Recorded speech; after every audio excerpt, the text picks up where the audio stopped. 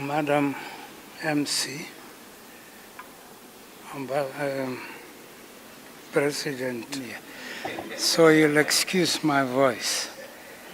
I was about to say, Your Excellency President Motante, and all our important guests sitting, most of them in front here, and some of them at the back.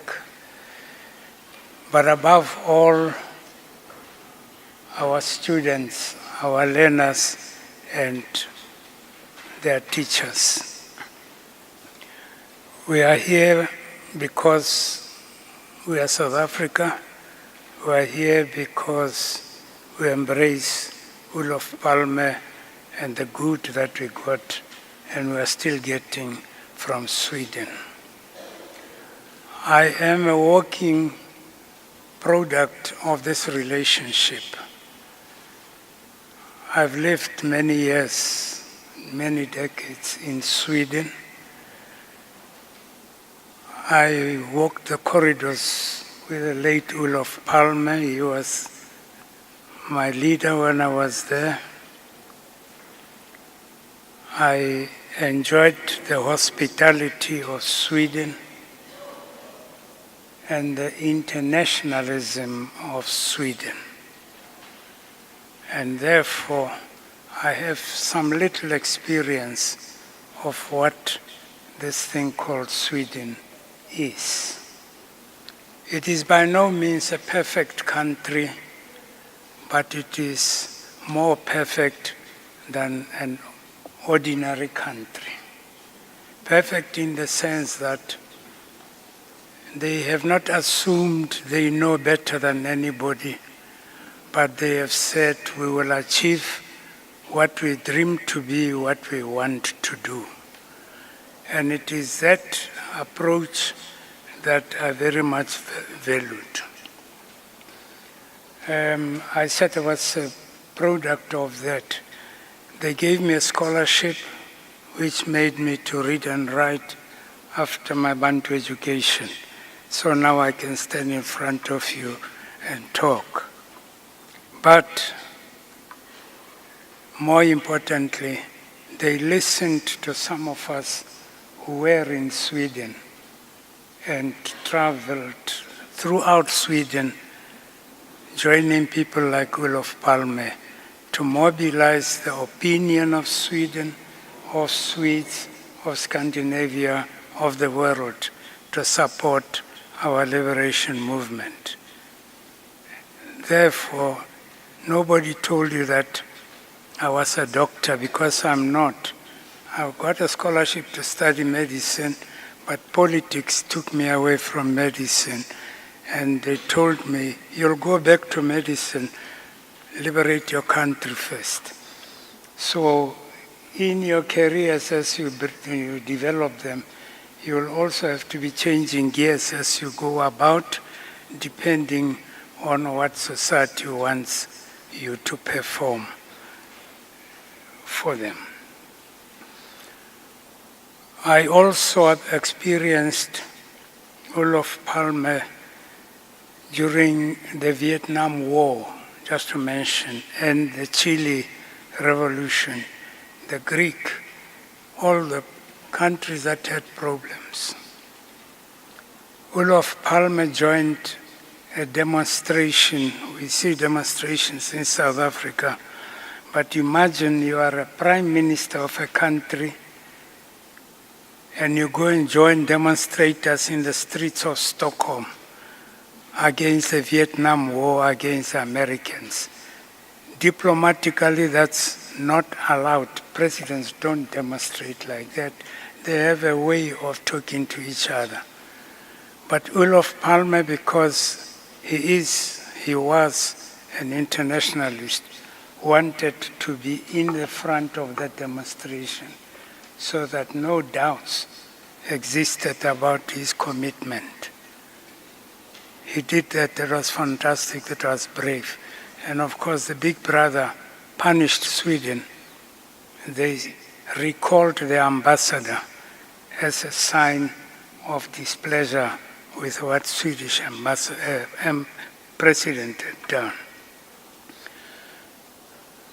I therefore want to say we shouldn't take international solidarity for granted. You don't go to school to learn it like you learn poetry.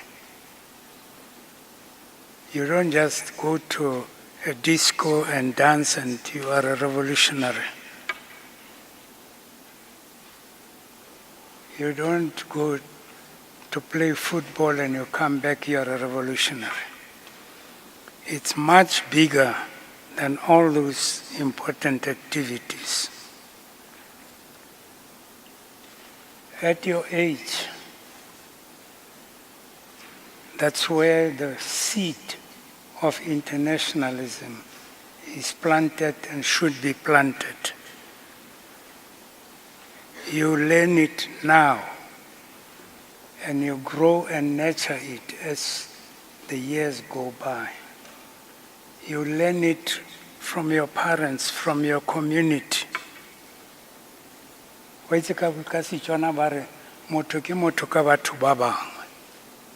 You are who you are because of people. Therefore, if you get your PhD, don't look down upon your uncle who can't read and write. He's a wealth, a walking library of the traditions of humanity. Pay attention and listen. You also have to work hard for it. It is not given to you, international solidarity and Ubuntu. You have to work hard. That includes working hard for your education. It's wrong to say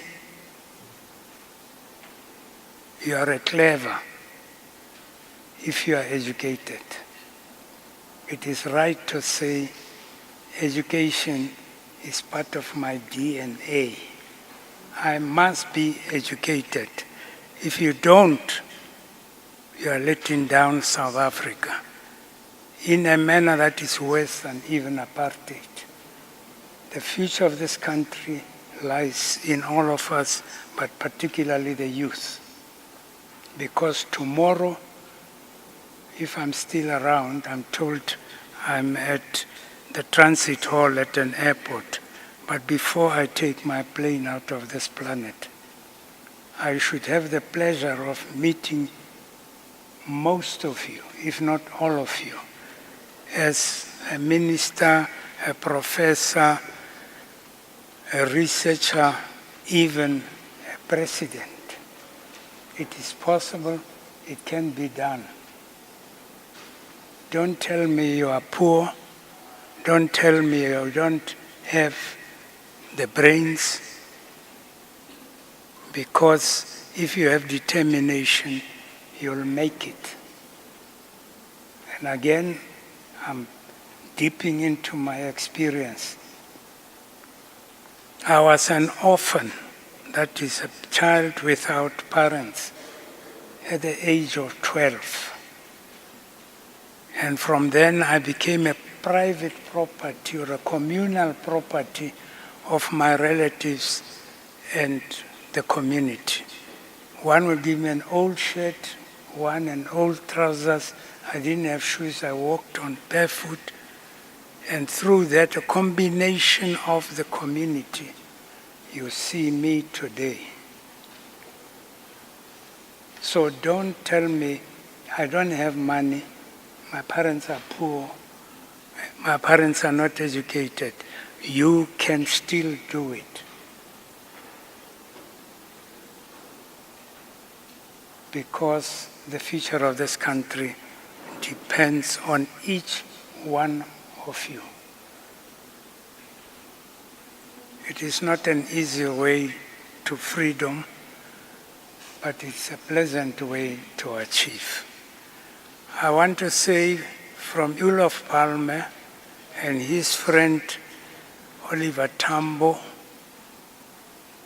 and all the other heroes, and we have some of them here, I want us to say we will have this country and its people prosper without doubt if only we work hard in whatever field. There is no field that is not important in society. Finally, let me also say that it's not talked about much, but I was privileged by the ANC to look after our president in his last days on this planet, Oliver Tambo. I took care of him when we asked the Swedish government if they could host him during his period of poor health. I was then representing ANC in Sweden, and I talked with the Swedish government, and they say, bring him on. At all costs paid, the clinics, the doctors, the specialists, transport, everything the Swedish government made available to your Oliver Tambo. And for 3 months, I was in charge, master of ceremonies of his program. That is solidarity. They didn't do it because they could afford it. They did it because they were committed, society and leadership. We are very grateful to Sweden. We should reciprocate the solidarity we have had from Sweden. All of you now are beginning to feel sleepy because I'm boring you. And my leaders here are indicating to me, get off the platform. I want to say thank you very much for listening to me. I reminded myself all those things because I value what you're going to do in future for this country. I thank you.